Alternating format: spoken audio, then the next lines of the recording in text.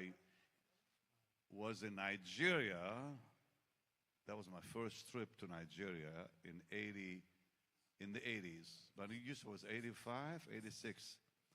And I went with Benson Idahosa. Hi everyone, you're welcome to our channel.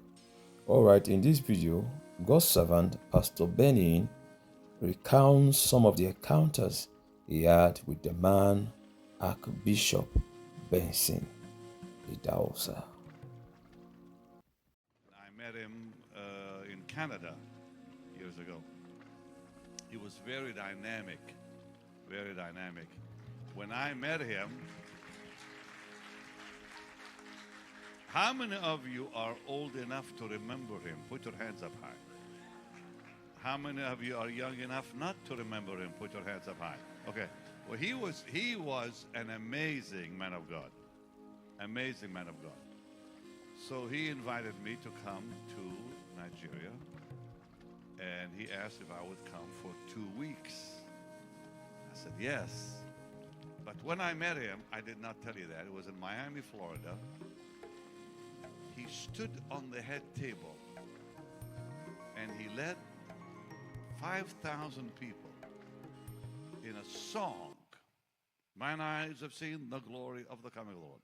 The place, I thought we were going to be raptured. He was so dynamic. I never seen anyone like him. Later we met, we became friends. He took me to Nigeria. I saw things with him I never thought I'd see in my life.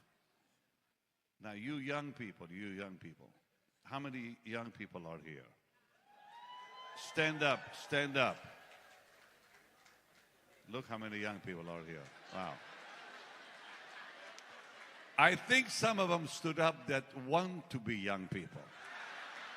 It's okay, thank you. You may be seated. So, I have never seen any man in my life do what he did. So he took me to preach in Ibadan and in Kaduna.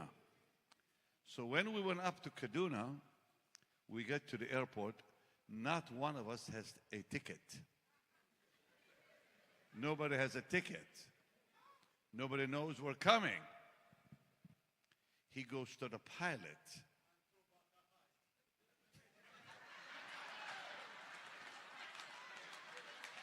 That man spoke in tongues just for me, saying he went to the pilot. He goes right on the plane. He tells the pilot not to go anywhere.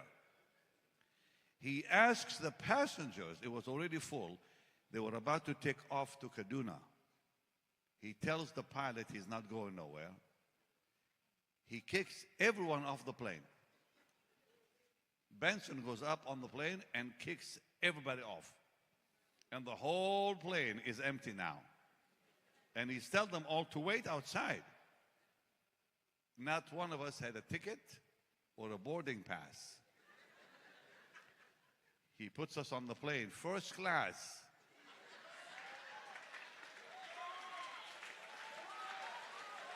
I'm thinking to myself, this man controls the airport. Then he goes down, there's a big line of people, and he says, go, you go. And then there's still another, I don't know how many is still waiting. He said, you all go home. And they all went home. He goes to the pilot, he said, you take off now. And the pilot did. When I get to Kaduna, of course, I met some amazing people there. It was a powerful, powerful time. But this man of God was unusual. We're sitting back, this is before, cell phones and before all the new technology, where you had to make, if you wanted to make a phone call, international call, in Nigeria, you had to go to a call-in center or something, like a big, some room somewhere.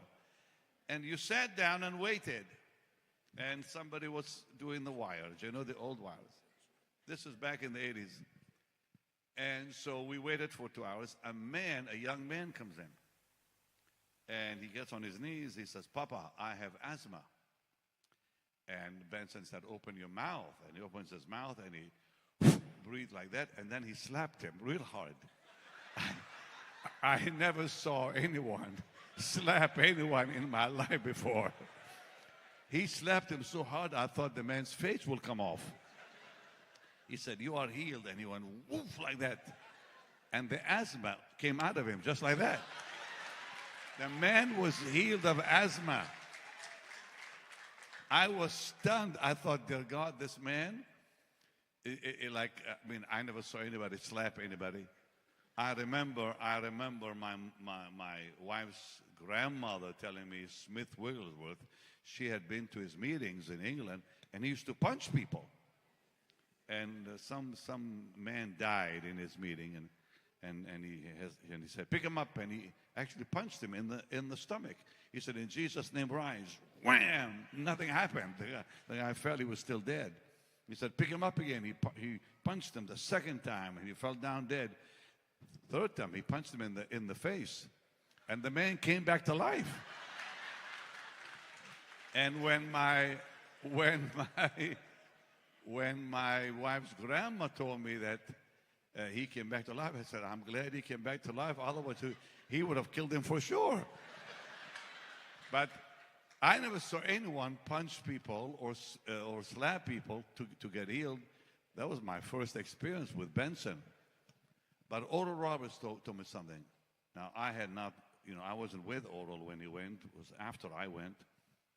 And I guess there was a drought in Nigeria. And the president of Nigeria told Benson, "We need rain." He said, "You'll have it in 2 hours."